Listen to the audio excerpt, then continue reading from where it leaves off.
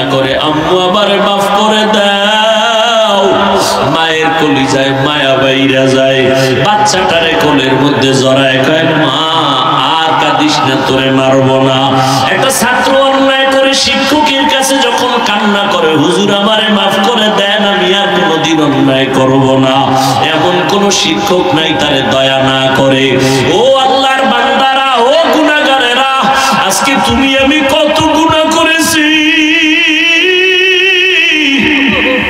আমার গুনার খবর আমার মা জানে না, ভাই জানে না, স্ত্রী জানে না, অথচ আমার মাওলায় জানেন আমার গুনার কারণে আমার হাত না পাক, আমার চোখ না পাক, আমার জিহ্বা না পাক, আমার অন্তর না পাক।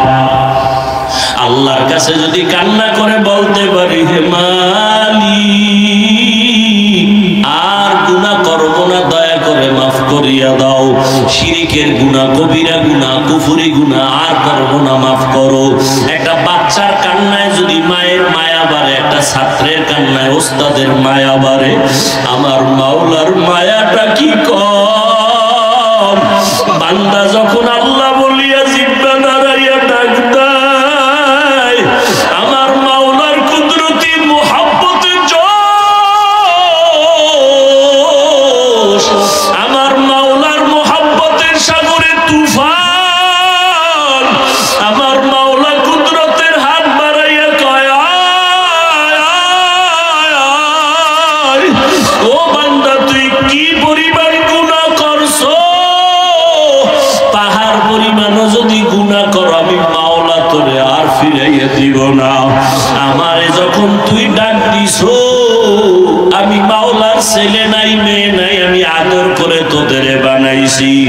ও বান্দা তুই এত গুনার পরে আমি আল্লাহ রাগ করিয়া পানি বন্ধ করি নাই, তোর গুনার কারণে আমি আল্লাহ রাগ করিয়া খানা বন্ধ করি নাই, আমি আল্লাহ রাগ করিয়া তোর গুনার কারণে বাতাস বন্ধ করি নাই, সূর্যের আলো বন্ধ করি নাই, চাঁদের আলো বন্ধ করি নাই। ও বান্দা ফজরে তোরে ডাকা হয়, আয় আল্লাহরে ডাক দে, আসরে ডাকা হয়, যোহরে ডাকা হয়, মাগরিবে ডাকা হয়, হাইয়া আলাল ফালাহ, হাইয়া আলাস সালাহ, মাওলার এসে সিজদা কর। এরপর তুই যখন আসো না, আমি মাওলার কুদরতি অন্তরে যে কি মায়া, যখন তোরে 5 বার ডাকার পর তুই আসো নাই, আল্লাহ তখন প্রথম আসমানে নিজে আইসা হাজির। আল্লাহ বলে, আমি আরশে আজিম থেকে প্রথম আসমানে আসলাম তোর মুহাব্বতে ভরিয়া, এখন আর তুই ডাকিস না, আমি আল্লাহ নিজে তোরে ডাকতেছি। আলা মিন মুস্তাগফিরিন ফাগফির আলা, আলা মিন মুস্তারজিকিন ফারজুকা।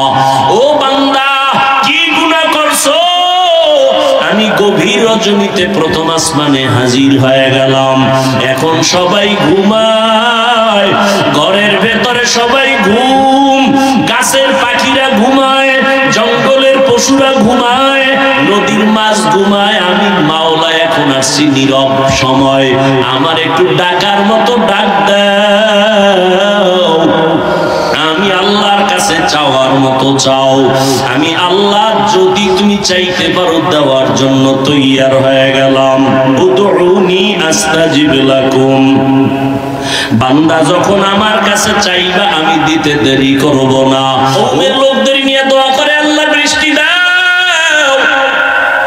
মিশরের মানুষগুলো কষ্ট পায়, আল্লাহ জানায় দিলেন, হে মূসা তুমি যাদের নিয়ে মুনাজাত করতেছো, এখানে একটা জিনাকার আছে। জিনাকার কি আছে? 40 বছর পর্যন্ত জিনার অপরাধ করেছে। কায়রে জিনাকার কে আছো? জিনাকার উঠবেনি, ভয় আছে না? মানুষের জীবনে জানে আমি জিনাকার, উঠলেই তো কেউ ধরে না। মুসা নবীকে উঠবি না আল্লাহর থেকে নাম ঠিকানা লয়ে কান ধরে টান মারবো, আরো ভয় পাই এখন বয়ে বসে কানবে আল্লাহর কাছে, তাও তো না, পাশের লোক কবে কান্দো কেন? তুই মনে হয় ভয় প্রকম্পিত, উঠিয়াও যাইতে পারে না, কানতেও পারে না, এবার কলবের কান্না শুরু করছে। দিলটারে আমার মালিকের দিকে ঘুরায় কয়, হে মালিক 40টা বছর আমি জিনা করি, তুমি জানো, মুসা নবী পর্যন্ত জানে না। 40 বছর তুমি রহমতের পর্দা লাগায় আমারে হেফাজত করছো, আজকে তুমি আমারে বেইজ্জতির রাস্তায় ফিরে দিও না।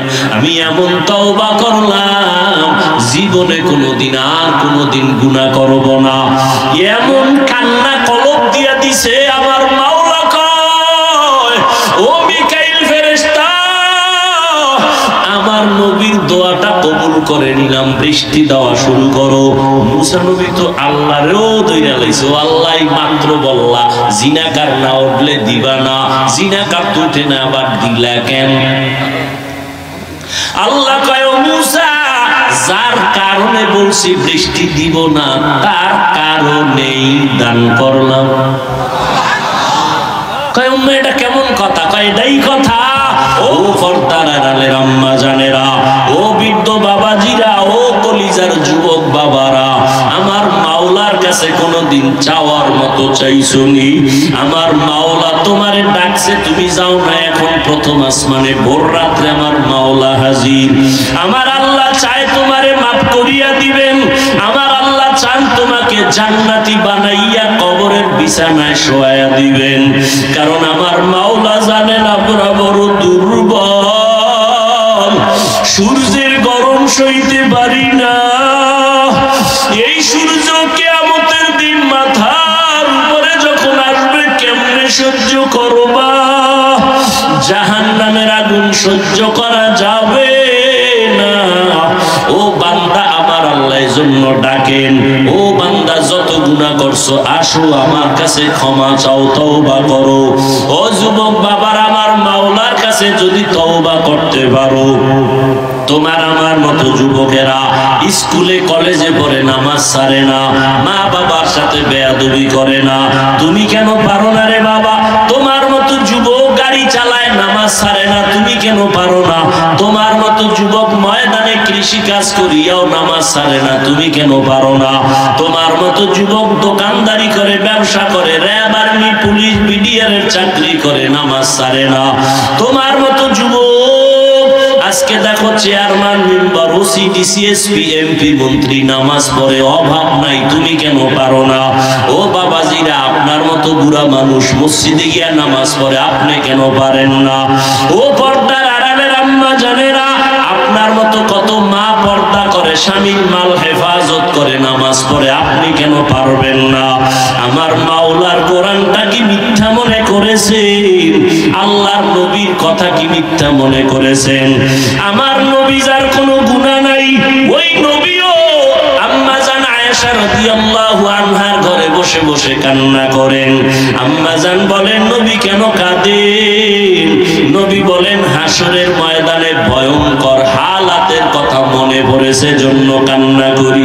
আমার উম্মতের কি উপায় হবে? সূর্যের গরম যখন শুরু হয়ে যাবে, গুনাহগারের মাথার মগজগুলো ভাতের মারের মতো ফুটতে থাকবে। ওই হাসরের ময়দানে নবীরা পর্যন্ত যাদের গুনাহ নাই, তারাও কান্না শুরু করবেন। নারী আর পুরুষেরা উলঙ্গ দাঁড়াইতে হবে কিয়ামতের ময়দানে। আমার আল্লাহ রাগান্বিত হয়ে বলবেন, লিমানিল মুলকুল ইয়াউম, ও দুনিয়ার বাহাদুরেরা আসো, আজকে তোমাদের রাজত্ব কোথায়? আজ এই কিয়ামতের মাঠে রাজত্ব কার বলো? কেউ জবাব দিতে পারবে না। আল্লাহ জবাব দিয়ে বলবেন, লিল্লাহিল ওয়াহিদিল কাহ্হার, মহারাগে রাগান্বিত আমি আল্লাহর আজকে রাজত্ব, আমি ইনসাফের বিচার করব আজ। আল ইয়াউমা তুজজা কুল্লু নাফসিন বিমা কাসাবাত লা তুযলাল ইয়াউম, কিয়ামতের ময়দানে কার উপরে কোনো জুলুম করা হবে না। ইন্নাল্লাহা সারিউল হিসাব। ও আল্লাহর বান্দারা, সন্তান মা বাবার শাস্তির ভয়ে যদি অন্যায় করে কান্না করে, একটা ছাত্র অন্যায় করে যদি ওস্তাদের শাস্তির ভয়ে কান্না করে, তুমি আমি তো জীবনে কত গুনাহ করলাম, আল্লাহর আযাবের ভয়ে কেন তোমার চোখে পানি আসে না?